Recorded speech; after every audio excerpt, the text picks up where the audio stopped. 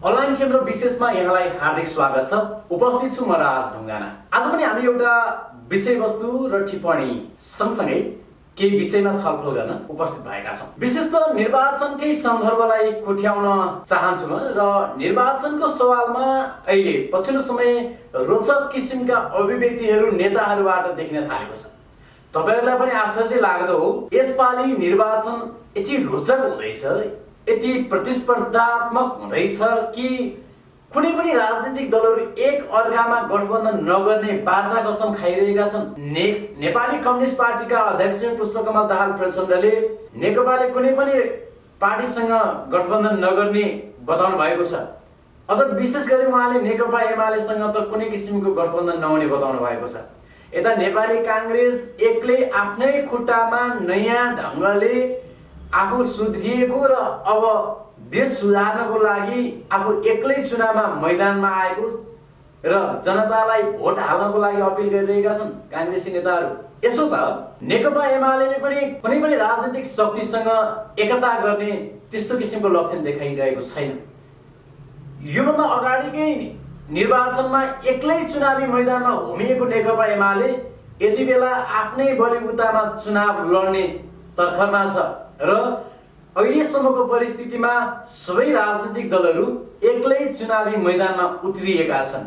यसले असली लोकतन्त्रको एउटा नमुना प्रस्तुत गर्दैछ नेपालको निर्वाचन 2082 मा। यसो त राष्ट्रिय स्वतन्त्र पार्टी यति बेला एक्लै बहुमत ल्याउने जोडबलका साथ लागिरहेको दाबी गरिरहेको छ। अझ राष्ट्रिय स्वतन्त्र पार्टीमा त एउटा यस्तो किसिमको उत्साह छ, जब काठमाडौँ महानगरपालिकाका मेयर समेत रहेका बालेन्द्र शाह बालेन नगरपालिकाको प्रमुखबाट राजीनामा दिएर पार्टीको वरिष्ठ नेता हुन आउँदै गर्दाखेरि अहिले एउटा माहौल तातिएको छ र राजसभा पनि उत्साहित बनेको देखिन्छ।